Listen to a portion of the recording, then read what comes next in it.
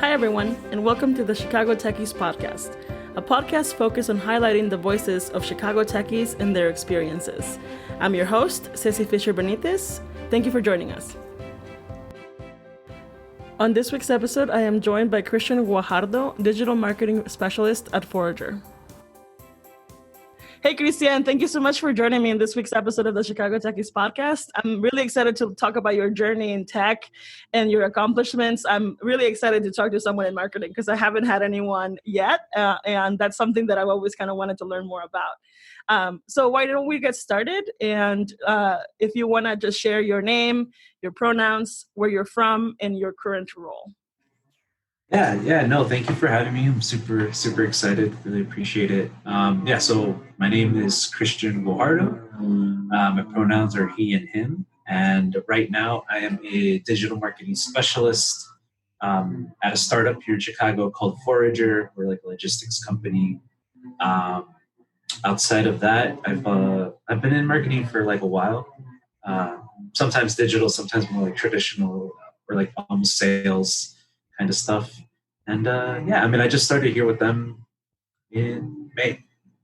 Months. Yeah. Nice. I'm always a little bit curious how people kind of like decide they're gonna end up in tech. Like, when you were in high school or college, did you have any like experiences within like the tech community that kind of made you realize that's where you wanted to go, or how did you come across that path?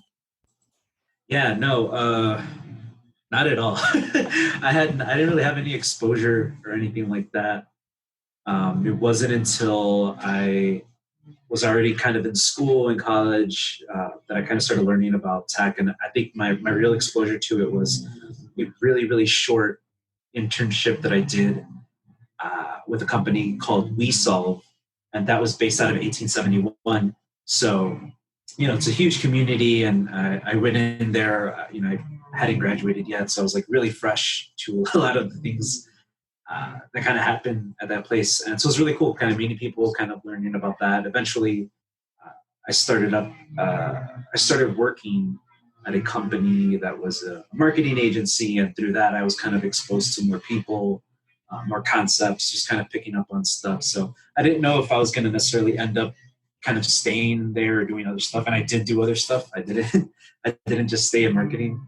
But that was like my introduction, was kind of by accident. And it's been really interesting. It's been really cool to see it and experience for sure. Yeah, that's neat. I mean, I've heard of 1871, obviously, like who hasn't, right, in tech? It's like the biggest tech hub in Chicago and in the country, I think. I don't know.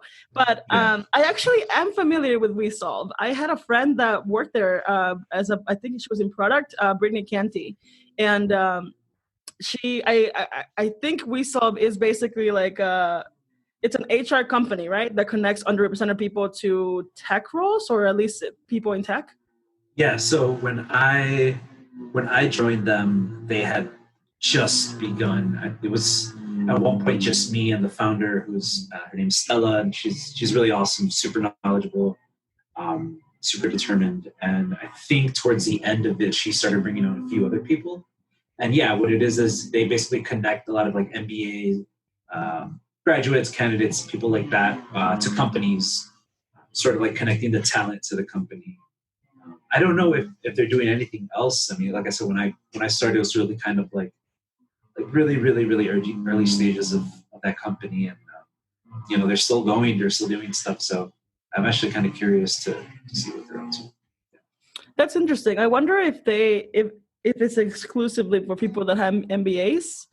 And I know because that would actually exclude a lot of people of color, just because historically a lot of us don't necessarily go the next step after a BA or a BS. Like it's a little harder for Latinos to get to that MBA path. But I mean, it's interesting. I would be curious to learn more about them for sure. And I don't think my friend Brittany works there anymore, but she was there for a little bit.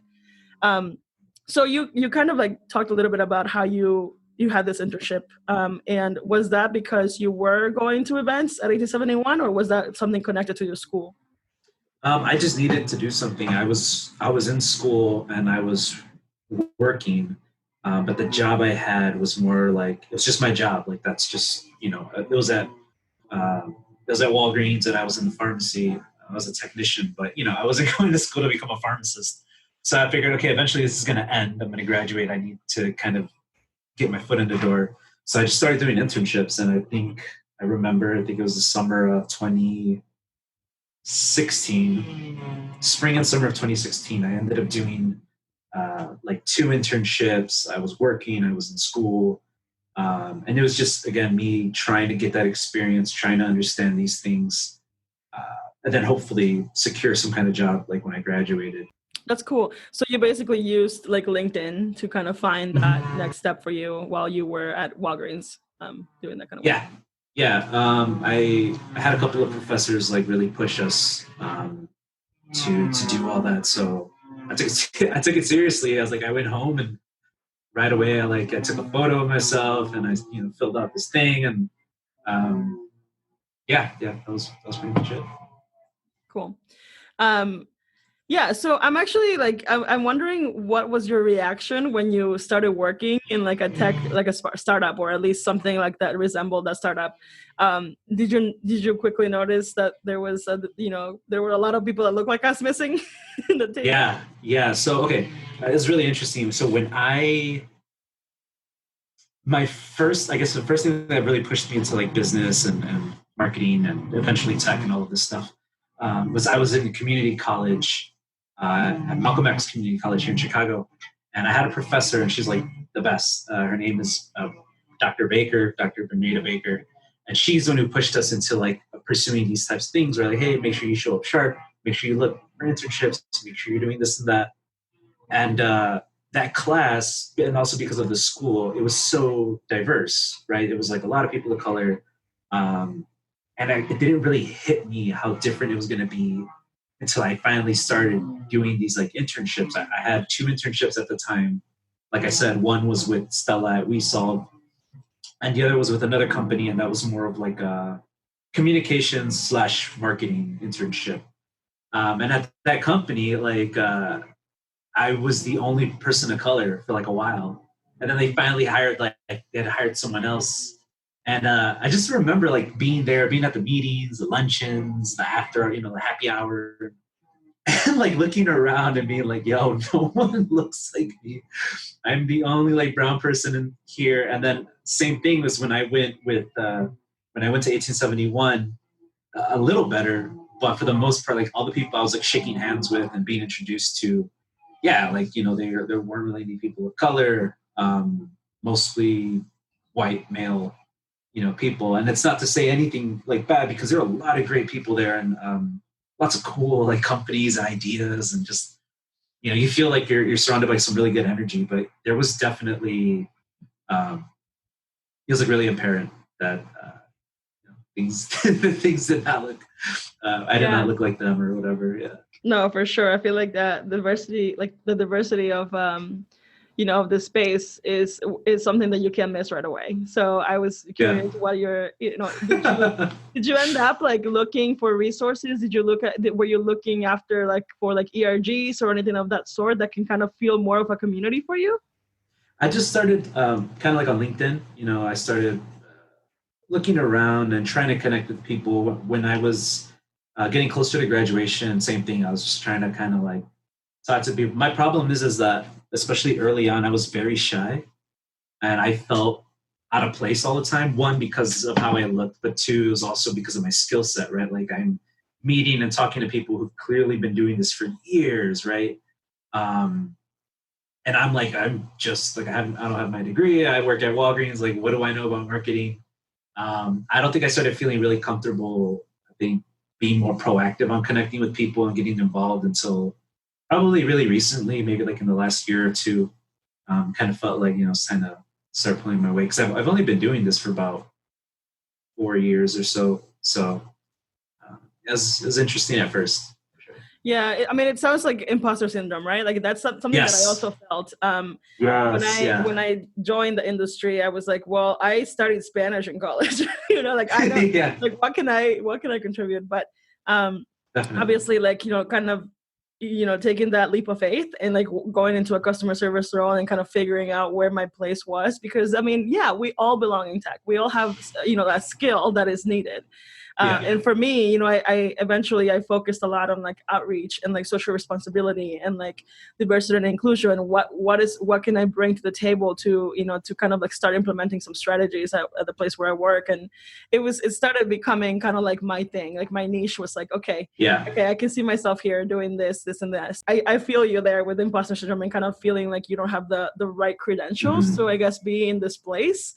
And that's what everybody's going to feel. So people listening right now that are kind of like possibly looking into getting into tech, but saying, I don't have a degree, I don't have this, you don't need it. Like you just need like you have like special skills that you might not even be aware of that are going to be very much needed in any space.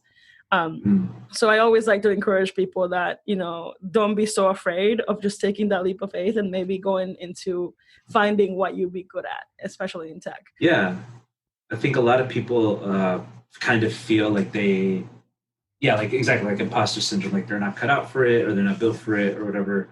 But I think the more time you spend surrounded by people who are in like a certain industry or certain job titles, you realize that a lot of them also feel like they don't know what they're doing. They don't know why they're there. I've met so many professionals who are like, yeah, man, honestly, I have no idea what I'm doing half the time. Like I'm trying my best. I think it's coming out okay. And I was just having this talk with someone here, Forager. Her name's Audia. And she's like, she's Latina. She's working with the same company as me. We both kind of use a lot of the same tools. It was like the same thing. We were having that conversation about feeling imposter syndrome. But then you realize like you're actually pretty good or decent at something. You stick with it and you kind of become like the go-to person for that specific thing. And someone from the outside might see you and then they might feel imposter syndrome, not knowing that you're kind of like, oh man, I hope I'm doing this right. So yeah, and like I feel like that's kind of one of the things that I want to kind of show others, especially students that are either in high school right now or college, that we are, we're in these spaces where I wouldn't have access to when I was in high school or college. Like I didn't even know like these kind of roles existed.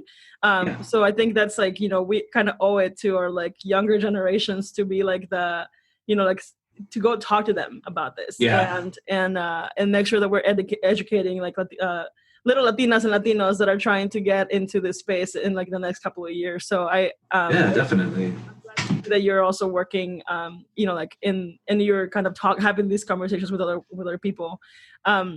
But I kind of want to switch gears a little bit to your specific work, like in marketing. You mentioned that you were, a technician at Walgreens. So like, I'm curious to like understand how you kind of fell into marketing and like, what was that path for you into marketing? Yeah. So same, like with a lot of people, I went to school not knowing what to do or what I was going to major in or what I wanted to, have a career in. I flip-flopped. I did all kinds of stuff. I took a bunch of weird classes. I tried different things and, it's a learning experience. And then eventually I was like, okay, well, I'm already kind of in customer service, right? Like retail. That's kind of like business. And so I kind of started looking at the different options and I thought marketing was interesting because everyone needs marketing. And I think it's like really, it's what you make of it almost. Like it's a very flexible and loose title. Like anything can be kind of marketing. And I'm like, well, there's something, because I feel like that's something I can be flexible with. So that's what I started. And like Walgreens, that was funny. I originally applied to just be a cashier and they're like, well, the guy at the pharmacy is going to quit. So you want to just go there? I'm like, yeah, sure. Why not? It's a couple $1 more. Let's do it. It's so horrible, so stressful, but it made me very aware of like how you should talk to people and kind of having that empathy and communication, right? Like it's such a major thing. And then in marketing, that's kind of like a skill set that you don't really learn about in school. People don't, necessarily say, oh yeah, you need to learn how to like communicate and express yourself and understand where people are coming from and their distrust or their, whatever's like a pain to them. So yeah, I just kind of fell into place. I was like, man, this is what I got to do. This is what I got to be doing. And that's how I got into it. So, and yours is very specific. It's a digital marketing, right? So, did you Yeah. have to take like a special course or like something that resembles some kind of technology that you would need, like maybe Photoshop or something? Like walk me through that process of like digital marketing and what is that for people that don't Sure. know? Sure. So it's like I said, it's really broad, and then when you get into kind of digital marketing, uh, it's all the marketing stuff, but on like the internet, basically. So it can be a variety of things like social media marketing, email marketing, the way you design a website, the way you promote, your work online, or how you do like a blog post, creating content. So it's super diverse, and a lot of these tools that you end up using, at least for me, I didn't learn any of this in school. I mean, I was watching like, oh, look at this advertising video from Coca-Cola, and it was like from 1995, and it's like, man, this is, again, I was really lucky and fortunate that when I was still working towards my degree, I was able to pick up internships, and I was kind of exposed to a lot of this. And a lot of it, like people were basically like holding my hand and walking me through. And then a lot of it, you just got to be curious and want to learn for yourself what it's like to use these tools, and how to use them. But a lot of it you definitely don't learn in school, and it's trial by fire sometimes. I was doing an internship, and a few months into it, they're like, yeah, let's just bring you on full time. Like, you're good, let's go. And I was like managing people's like social media channels and like all these things. And yeah, there's a variety of tools, and a lot of them, I'm still learning. So like Photoshop, I just started that a couple months ago, but that's such an in-demand thing. Um, like one of the bigger ones that no one really tells you about is like online ads, right? So like Google ads, LinkedIn ads, Facebook ads, all these things that are so like data heavy, and you need to be very, I think, careful when you're using them because it's money. you're throwing money at advertisements. So tools like that, again, it's you might find someone who can teach you, and you can definitely watch videos online. But a lot of these tools, a lot of these platforms, I think they work best when you have that time and space to really dive in and find your way through it. And again, this is like stuff that no one taught me, no one told me. And it's not until you get into these jobs, these internships, that you start practicing and you see other people do it, and you kind of pick up on those tools. And super different from school, because school is very traditional, very old school marketing. Like, if you're a tech company, maybe your colors should be like this and this and that, or you should use these types of like fonts. But then when you get into it, it's like, okay, yeah, so like we got to build out like a blog library. Like, let's get to typing. It's super broad. You got to be. I think every digital marketer eventually learns that you're like the jack of all trades. You need to know a little bit about a lot of different things, and that changes a lot, I think, from day to day too. Yeah, and I feel like that's really interesting. I took one marketing class in high school back in 2003, and it was very traditional then. I'm surprised it's still the same. It's really curious that you could get your like degree in marketing, but yet you're not taught like the actual tools you'll need. That's so interesting. I feel like that's probably why a lot of like more boot camps are starting to kind of offer like digital marketing and classes like that, because I feel like that would be more relevant to like an internship nowadays than an actual degree, right? Like, I mean, I probably both are equally great, but I feel like in some cases, like that might be more of like appealing to learn Absolutely. and do before actually going. Yeah. I mean, so even when I was like getting internships and the first couple of places I worked at, no one really asked me about school. Like, no one really cared about where I was going or what I was learning, my GPA, things like that. It was all about, what do I know, what I can do, right, or what I'm willing to do. But yeah, I can only speak for my school. I know like a couple other ones have a little more modern kind of courses. They might show you some other stuff. But the school that I went to, which was Roosevelt University, it's a great school, great people. But I think, that the marketing curriculum was a little dated, and a lot of these professors, a lot of these, the people teaching the classes, they've been in marketing positions, but it's almost like director positions, or like the head of positions where you're more of like a decision maker versus actually doing like the nitty gritty, like, you know, the groundwork of marketing, or they're like into publications and stuff, you know? So it's like publications are great, but so much is now digital. It's online. Like I get my news online, you know, I read articles and interviews online. So it can be dated. And honestly, yeah, if anyone's listening to this and they're trying to figure out like what path to take, I think in a lot of instances, a degree is powerful and it can, you know, look good on a resume, but your experience, in my opinion, is going to ultimately like decide where you go, what you can do. So if you can get like an internship or take like a course or like a boot camp or something like that, I mean, might actually be worth it, and you can kind of skip the whole 40 years of learning about Coca-Cola commercials In 1995. in 1995. Yeah, might be worth it. As I guess as you know kind of like navigated the industry like right out of college, like looking back, like what has been one of like your go-to resources, whether that's a book or a blog or a podcast that like influenced your like path in your career like to now?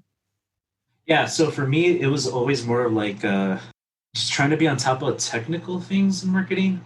So like SEO, right? Search engine optimization, you know, getting your website viewed, or like ads, the best way to create ad campaigns, things like that.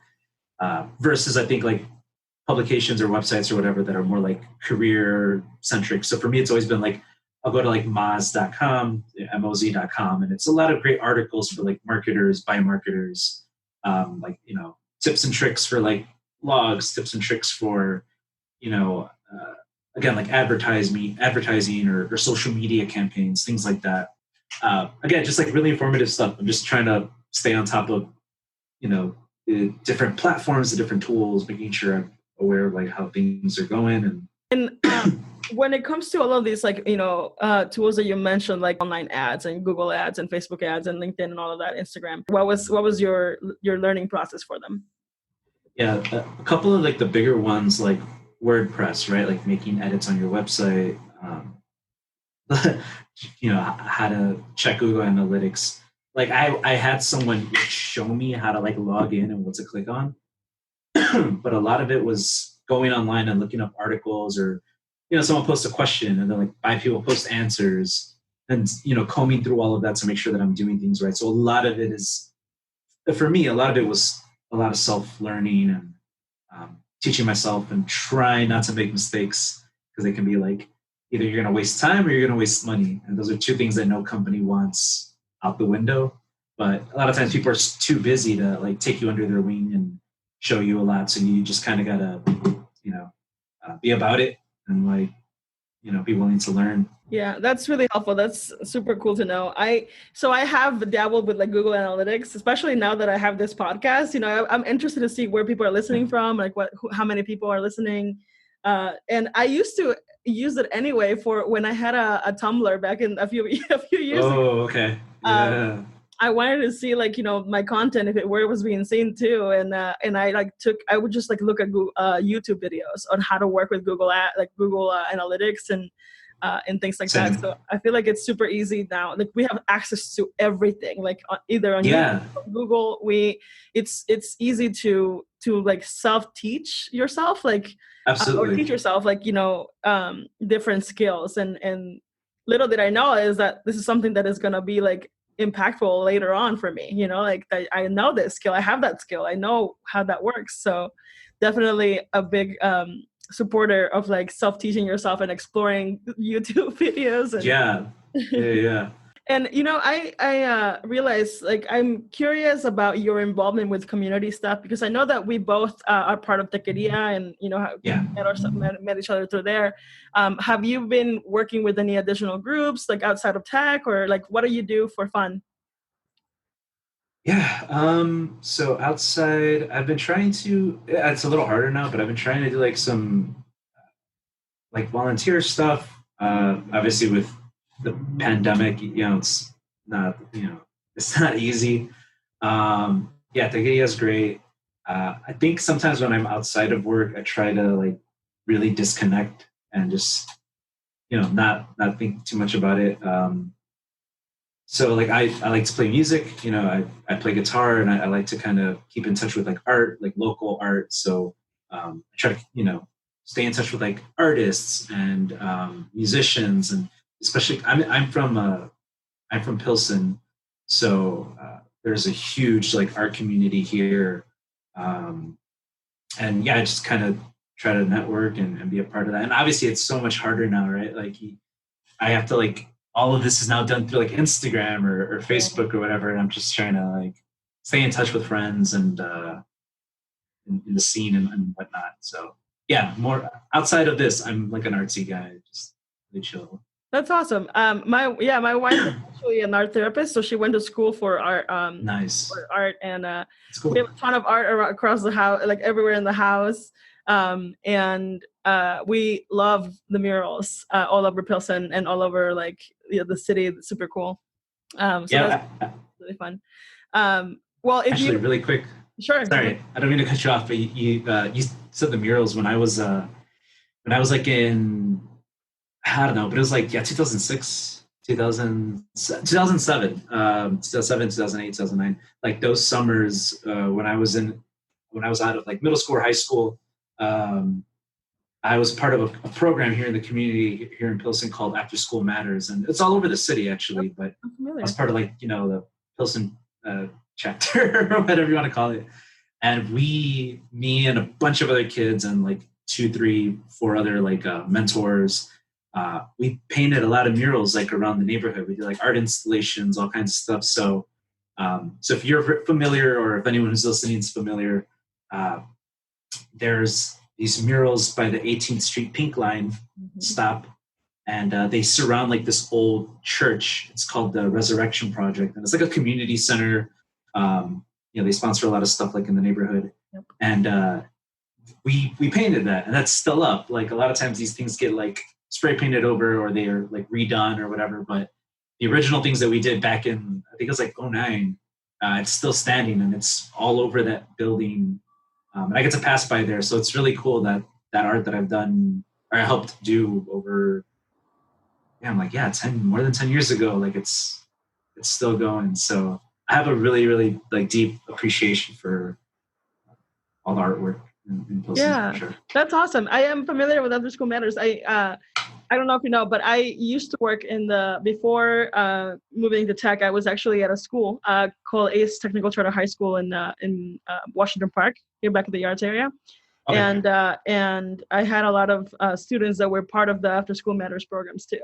And actually one of my friends who is also in Techeria, and she's an engineer, Jimena Cortez, who was actually my first person that I interviewed on this podcast, volunteered with the Resurrection Project to fill out DACA forms and things like that. So I'm very familiar with all of those organizations and the good work they do. So that's exciting that you were part of that and kind of have like your footprint in the community. That's awesome. Yeah, it's really cool. And I love that they're like connected, right? Like community and art and activism and all these things. Maybe not everywhere, but in a lot of like communities, like here in Chicago and I'm sure around the country, it's just cool. Like they're actually very connected. Yeah. They're very, you know, it's like this really cool ecosystem. So yeah, it's really for sure, absolutely. I'm actually really excited for an upcoming project that I've actually talked to people, or Jimena, to reach out to like the Resurrection Project and other organizations in Chicago, because I just joined Code for Chicago, and it's like basically a meetup group, and we have an event coming up in September 12th, called National Day of Civic Hacking that Code for America puts together nationwide. And we're going to be doing like some pretty cool projects in the city, and we have reached out to partners to see if they need any help with like building a website or building like maps or resources or things like that. So we're always looking for volunteers if you want to join us. Yeah, I mean, I can't code, but if they need like something with social media or with content for their websites or content for like blogs or whatever, hit me up. Like, hell yeah, so that's actually yeah. Like, I just started working with them, and I just like sent my first tweet today because our social media is not very active, and like we're working on a website right now. But we're always looking for people that have experience in social media and especially like marketing. So we would definitely welcome you with open arms if you're interested in joining us for our meetings. We meet every Thursday. Yeah, so send me some info. Yeah, I'm really down. I want for to, sure. all this marketing stuff's nice, but I want to put it to like, do some good with it too, For So that sure. sounds awesome. Yeah. So now I'm like just, I'm excited for you. I'm excited for your career, like, all the work that you're doing. What are some of your future goals? Like what's next for you? Um, I don't know. It's really turbulent with things, I'm at a great company now and I like what I do, but I've never done logistics, it's like, it's super interesting. It's technology that we're building. It's like a marketplace, but it's for trucks, it's for truck drivers and for people who are shipping things across the country into Mexico and to Canada. So part of me is really excited to be doing this because I wasn't aware how important Spanish and Mexico are in this industry, like in North America, like how much goes in or comes out of the country that gets, like exported, imported into the US, into Canada. So like I've been using my Spanish a lot and I'm like, dang, like I kind of want to keep this up. Like whatever it is that I'm doing, I like that I can use my Spanish speaking for it. So right now I'm really open, I don't have any major plans. I want to get a little better at this, like this specific thing that I'm doing because it's interesting.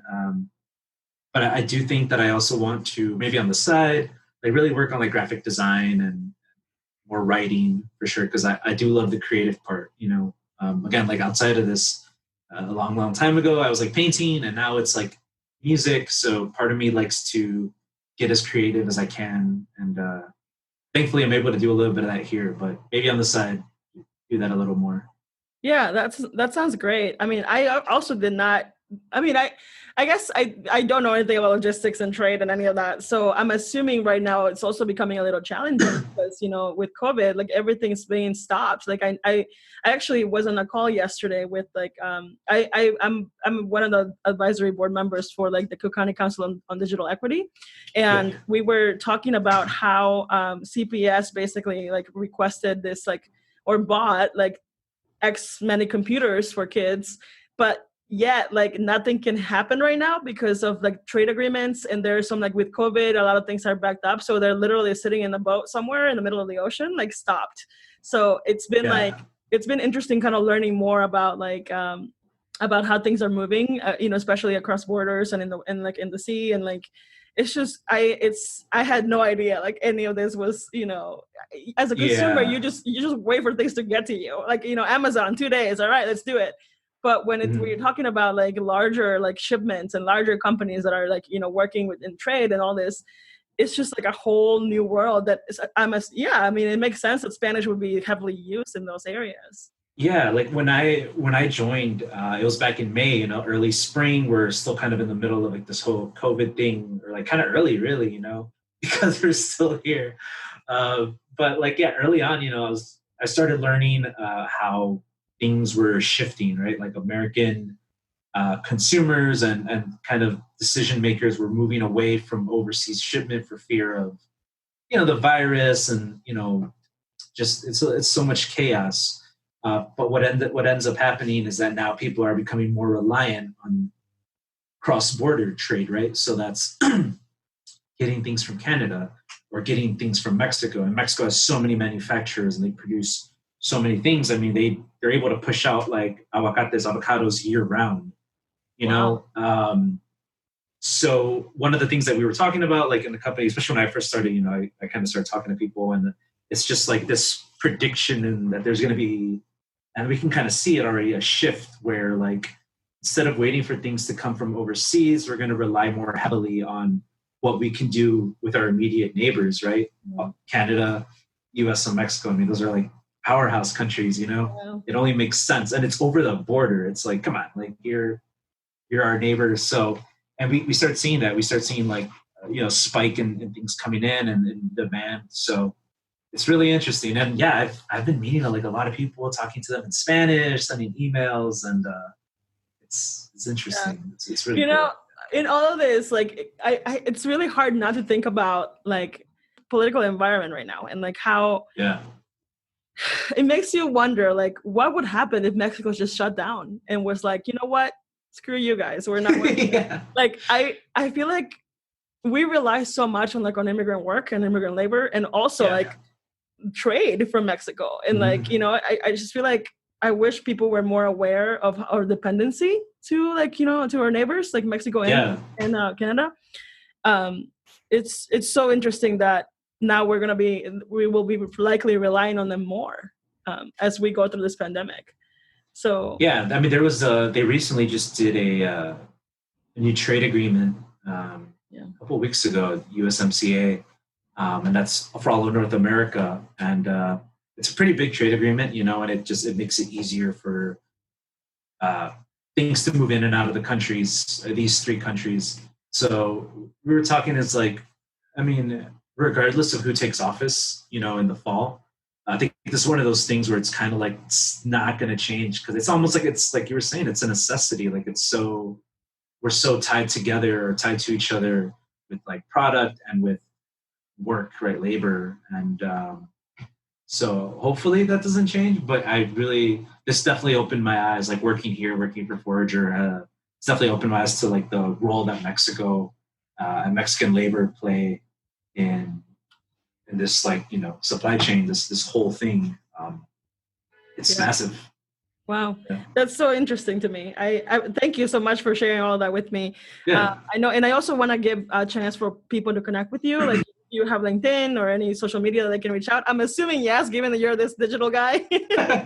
It's so funny. People think like, oh, he knows how to run like Instagram stuff. Maybe he's got like 20,000 followers. Like, I don't. Like, I'm super, like, please don't. I don't know. Yeah, you can find me on LinkedIn. Just look up Christian Guajardo. I don't know if I'm the only one, but yeah, Christian Guajardo, or look up Forager and you can find me from there. If you like punk music, you can go on Instagram and look up my band. We're actually called Si Dios Quiere. So we're an all Latino hardcore punk group from here in Chicago. We all grew up on the west and south side, and our music's in Spanish and in English. So if you like that, if you like fast music, look us up, Si Dios Quiere. And we have some music coming out in about 2 weeks. Those are my two main things. Find me on LinkedIn or find us on Instagram. And yeah, I mean, this is super cool. I really do appreciate it. Yeah, awesome. I'll send me those links and I'll put them on the notes for the podcast, and hopefully we'll get you some more followers. Yeah, I hope so, for sure. All right. It. Well, thank you so much, Christian, for joining me today. It was really nice chatting with you, and I look forward to more chats. Yeah, definitely. We'll be in touch, and send me that stuff. I really want to get involved. Will do. Take care. Thank you for listening to this week's episode of the Chicago Techies podcast. If you enjoyed listening, don't forget to subscribe, share, and leave a review on iTunes. Let's continue the conversation on Twitter and Instagram. Follow us at Chicago Techies on all social media channels. Thank you again, and we'll see you in 2 weeks.